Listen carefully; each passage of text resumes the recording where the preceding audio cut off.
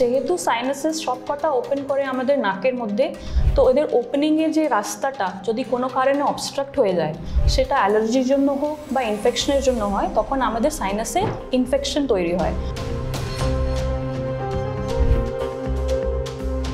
সাইনাসের ইনফেকশনের problem হচ্ছে ওটা chronically হয়, বারে বারে হবে। আর এবং আপনার যখন হবে তখন আপনি যে সিমটমসগুলো পাবেন সেটা হচ্ছে আপনার খুব বেশি করে হাঁচি হবে, নাকের মধ্যে ইচিং হবে, নাক দিয়ে জলের মতন পড়বে, আর মাথা, কপালে সব জায়গাতে হেডেকের মতন ব্যথা হবে।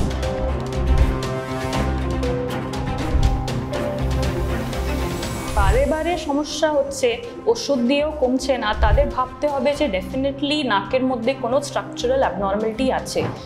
নমস্কার, গৌরী দেবী হসপিটালস থেকে আমি মৌপ্রিয়া এবং আমাদের আজকের আলোচনার বিষয় হলো সাইনাস প্রবলেম।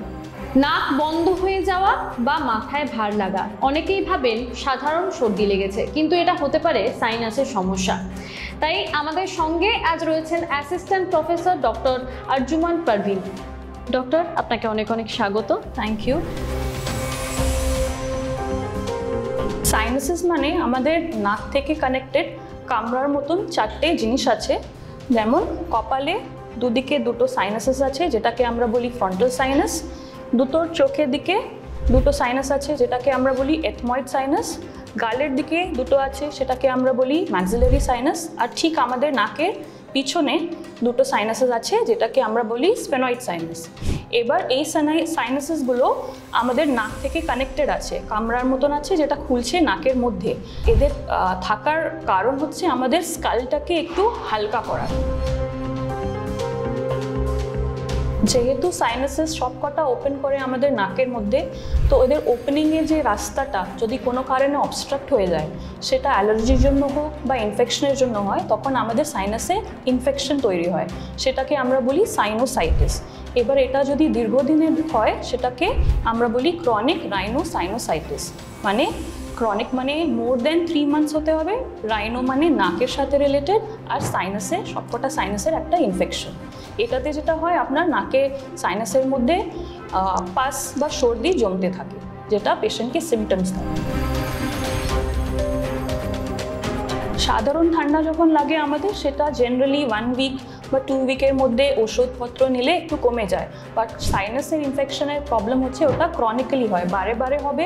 আর এবং আপনার যখন হবে তখন আপনি যে সিমটমসগুলো পাবেন সেটা হচ্ছে আপনার খুব বেশি করে হাঁচি হবে, নাকের মধ্যে ইচিং হবে, নাক দিয়ে জলের মতন পড়বে, আর মাথা, কপালে সব জায়গাতে হেডেকের মতন ব্যথা হবে।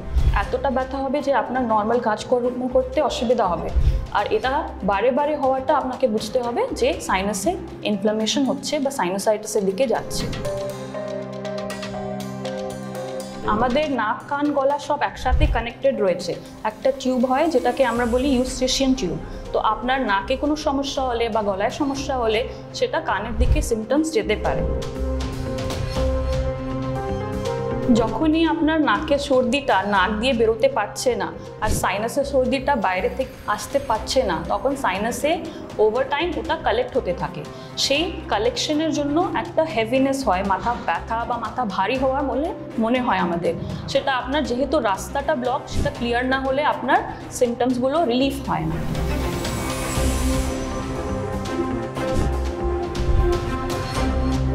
অ্যালার্জি একটা ট্রিগারিং ফ্যাক্টর সাইনোসাইটিস হওয়া, বাট সাইনোসাইটিস অ্যালার্জি ছাড়াও হতে পারে। যখন আমাদের নাকে যে স্ট্রাকচারাল কোনো অ্যাবনর্মালিটি যদি হয়, তাহলে সেই কারণে এই অবস্ট্রাকশন একটা তৈরি হতে পারে। তখন আপনার অ্যালার্জির সাথে আপনার একটা এমনিতে নেজাল অবস্ট্রাকশন হবে। বারে বারে সমস্যা হচ্ছে, ওষুধ দিয়েও কমছে না, তাদের ভাবতে হবে যে ডেফিনেটলি নাকের মধ্যে কোনো স্ট্রাকচারাল অ্যাবনর্মালিটি আছে। তারা যখন আমাদের কাছে আসে, আমরা গৌরী দেবীতে যেটা করি, একটা নাকের সিটি স্ক্যান করি। সিটি স্ক্যান করলে আমাদের নাকের মধ্যে কতটা ডিজিজ প্রসেসটা এক্সটেন্ডেড আছে, কোন জায়গা অবধি ইনভলভড আছে, পলিপ হয়েছে নাকি শুধু সর্দি জমেছে, নাকে সেপ্টামের কোনো প্রবলেম হয়েছে কি না, আরও নাকের মধ্যে অনেক জটিল স্ট্রাকচারসগুলো আছে, সেইগুলোর কোনো এফেক্ট হয়েছে কি না আমরা একেবারে বুঝতে পারি। সেই হিসাবে যদি প্রয়োজন মনে করি, আমরা সার্জিক্যালের দিকে যাই। ভাঙ্গা নয়, অনেক সময় শুধু যদি ডেভিয়েটেড থাকে, যা বাঁকাও যদি থাকে, তাহলে আপনার কি হচ্ছে, একদিকে নাক নেজাল প্যাসেজটা ক্লিয়ার আছে, সেখান থেকে আপনি নর্মাল নিঃশ্বাস নিতে পারছেন, কিন্তু অন্যদিকে যে সাইনাসে যে হাওয়াটা ঢুকবে সেই ভেন্টিলেশনটা হচ্ছে না, সাইনাসের সব মুখগুলো বন্ধ হয়ে যাচ্ছে, তার ফলে সাইনাসের গুলোতে আপনার সর্দিটা জমতে শুরু করে। এই সর্দিটা জমে জমে একটা ইনফেকশন তৈরি করে, তারপরে ওখান থেকে আপনার পলিপ জেনারেট হয়, তখন আপনার ওই দিকে পুরোটাই ব্লক হয়ে যায়। সেই সমস্যাটা আপনার সহজে নিজে থেকে সারার চান্স খুবই কম, ওটা আমাদেরকে সার্জিক্যালি ওই নাকের হাড়টাকে সোজা করে আর সাইনাসে যা জমে আছে নোংরা সব কিছু ক্লিয়ার করে একটা রাস্তা তৈরি করে দিতে হয়, যাতে আপনার নেক্সট টাইম যখন সর্দি লাগবে সেটা আপনার জাস্ট নাকে স্প্রে বা ড্রপ নিলে ওটা ক্লিয়ার হয়ে যায়। এটা নাকের সাথে রিলেটেড আছে, যেটা নাক ডাকাকে আমরা বলি স্নোরিং, আর তার থেকে বেশি খারাপ যেটা হচ্ছে নাক ডেকে ডেকে অনেকে রাতের মধ্যে ঘুম ভেঙে যায়, নিঃশ্বাস দম আটকে যায় আর ঘুম ভেঙে যায়, ওটাকে আমরা বলি অবস্ট্রাকটিভ স্লিপ অ্যাপনিয়া, মানে ঘুমানোর সময় আপনার নিঃশ্বাস বা দম আটকে যাচ্ছে। তো এটা একটা অ্যালার্মিং জিনিস, এটার জন্য আপনার অ্যাজ আর্লি অ্যাজ পসিবল ডক্টরের সাথে কন্ট্যাক্ট করা উচিত, বিকজ এটা উইথ টাইম কমপ্লিকেশন হার্টের অনেক রকম রোগের সাথে যুক্ত হয়ে যায়। এটার one of the main cause নাকের সাথে রিলেটেড, যেটা আপনার নাকে যেগুলো প্রবলেম থাকে, ধরুন নাকে হাড় বাঁকা, সাইনোসাইটিস বা নাকের মধ্যে পলিপ, এইগুলো অ্যাগ্রাভেট করতে পারে। তো সেটা ইনভেস্টিগেট করার দরকার আছে, প্রয়োজন আছে, নালে এটা দীর্ঘদিনে বাড়তে থাকবে। তো আপনার যে নাক থেকে ল্যারিংস অবধি যে জায়গাটা, সেই জায়গার মধ্যে কোনো একটা জায়গা আপনার যদি অবস্ট্রাকশন হয়, তো আমরা যখন জেগে আছি তখন কি হচ্ছে, আমরা বুঝতে পারছি, নিজে এফোর্ট দিচ্ছি নিঃশ্বাস নেওয়ার, কিন্তু ঘুমানোর সময় আমাদের নিজে কনসিয়াস এফোর্টটা অনেকটাই কমে যায়। তো ওই এফোর্টটা কমে যাওয়ার কারণে অ্যাপনিয়া হয়, মানে নিঃশ্বাসটা দম আটকে যায়, তখন আমাদের ঘুম ভাগে, তখন আমরা রিয়েলাইজ করি যে আমি ব্রিথ করতে পারছি না, নিঃশ্বাস নিতে পারছি না।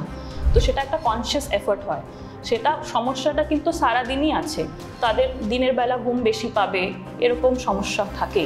অ্যাজ আর্লি অ্যাজ পসিবল আপনাকে দেখিয়ে নেওয়া উচিত, কোন লেভেলে অবস্ট্রাকশন হচ্ছে সেটা আগে বোঝা উচিত, সেই হিসাবে আপনার ট্রিটমেন্টটা ভ্যারি করবে।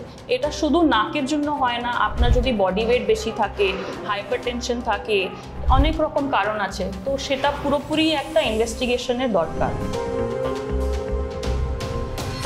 যখনই আপনার নাকের অবস্ট্রাকশন আর সকালের দিকে খুব বেশি হাঁচি, যেগুলো আপনার নাকে ড্রপ বা নাকের স্প্রে নিয়ে সারছে না, অনেক দিন ধরেই হচ্ছে, আর এভরি সিজনে হচ্ছে, বছরে অনেকবার করে হচ্ছে, তখনই আপনাকে ভাবতে হবে যে এটা শুধুমাত্র সর্দি নয় বা শুধুমাত্র অ্যালার্জির জন্য হচ্ছে না, তখন আমাদের আরও ইনভেস্টিগেশন করে দেখতে হবে যে এটা কী কারণে হচ্ছে। সাইনাসের ট্রিটমেন্ট দুরকম হয়, ডিপেন্ড করে আপনার মেন কজ, মানে কি কারণে সাইনাসের ইনফেকশনটা বারে বারে হচ্ছে।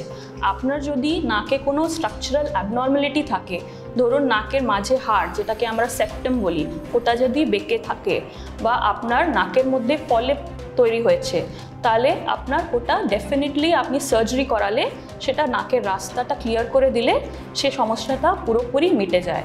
আর আপনার যদি অ্যালার্জি হওয়ার জন্য সাইনোসাইটিস হচ্ছে, তাহলে আপনার যে অ্যালার্জির জন্য হচ্ছে সেটা আপনাকে আইডেন্টিফাই করে ওটাকে অ্যাভয়েড করতে হবে।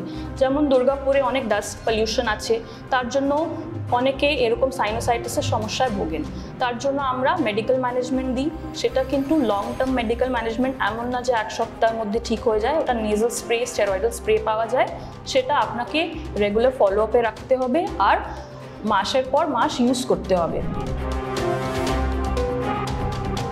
আমরা সার্জারি করি এই উদ্দেশ্যতে যে নাকে যে সাইনাসে ভেন্টিলেশন পাথওয়ে, যে হাওয়া ঢোকার রাস্তা, আমরা সেটাকে ক্লিয়ার করতে চাইছি। ওটা ক্লিয়ার হয়ে গেলে এমন না যে আপনার কোনো দিনই সর্দি লাগবে না বা ঠান্ডা লাগবে না, বাট আপনার অতটা ডেবিলিটেটিং হবে না, মানে অতটা আপনার আগে যেরকম হতো, যত ফ্রিকুয়েন্টলি হতো বা যত আপনার তার জন্য সমস্যা হতো, সেই সমস্যাগুলো আস্তে আস্তে ফ্রিকোয়েন্সিটা এমনিতে কমে যাবে। ডেফিনেটলি হয়তো আপনাকে নাকের স্প্রে বা নাকের ড্রপ নিতে হতে পারে, কিন্তু এই জিনিসটা যত দিনে, অনেক দিনে যে বারবার হতো, সেই জিনিসটা আস্তে আস্তে করে কমে যাবে। হচ্ছে আপনার যদি অ্যালার্জি ধাত থাকে তাহলে যেই জিনিস থেকে আপনার অ্যালার্জি সেটা আইডেন্টিফাই করে তাকে অ্যাভয়েড করতে হবে। কারো ডাস্টে অ্যালার্জি থাকতে পারে, কারো পলিউটেন্সে, কারো পোলেনে থাকতে পারে, সেটা সেইভাবে আপনাকে অ্যাভয়েড করতে হবে। সেকেন্ড হচ্ছে আপনাকে স্মোকিং বা যারা স্মোক করছে তাদের আশেপাশে চেষ্টা করবেন যাতে ওই ভিসিনিটিতে না থাকার। থার্ড হচ্ছে আপনি যেটা করতে পারেন, যখন আপনার এই সমস্যাগুলো বাড়ছে তখন একটু স্টিম ইনহেলেশন, যেটা গরম ভাপে নাক দিয়ে নেওয়া, সেটা দিয়ে অনেকটা রিলিফ হয়। আর ফোর্থ হচ্ছে যাদের ধরুন এই সমস্যাটা প্রত্যেক বছর হচ্ছে, এভরি সিজনে যখনই শীতকাল আসছে হয়ে যাচ্ছে, তখন তাদেরকে বুঝতে হবে যে এটা শুধু নর্মাল ঠান্ডা লাগা নয়, এটা নাকের মধ্যে কোনো স্ট্রাকচারাল অ্যাবনর্মালিটি থাকতে পারে। ম্যাম আপনাকে অনেক অনেক ধন্যবাদ। আমরা বিশেষজ্ঞের কাছ থেকে শুনে নিলাম তিনি কি বললেন। এই বিষয়ে যদি আপনাদের আরও কিছু জানার থাকে তাহলে কমেন্ট বক্সে কমেন্ট করতে পারেন। সুস্থ থাকুন, সচেতন থাকুন, ধন্যবাদ।